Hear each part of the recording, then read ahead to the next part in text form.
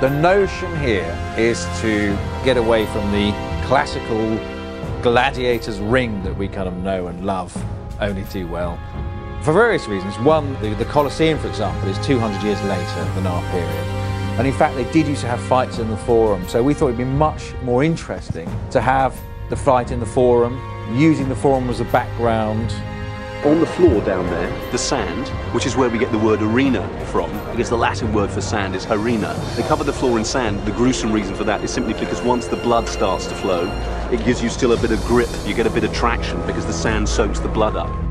The standard idea of gladiator fighting was that in the Colosseum it's a huge spectacle. What actually happened, certainly in this early Republican period, was that it was used as a punishment for criminals, so it was a much more prosaic day-to-day routine.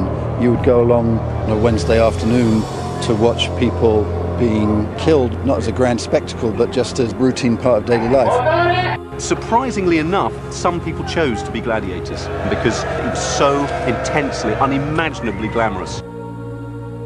When you throw it down again, at that point, the whole audience goes, boo! You know? Anybody? Action!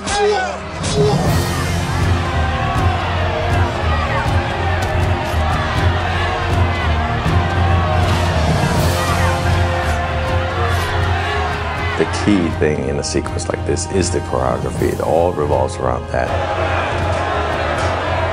It's like a dance. Once that is in place, everything else is just something you kind of add on. You add more blood here, stuff like that. It's not an exact science by any means. It's something that you create while you're doing it.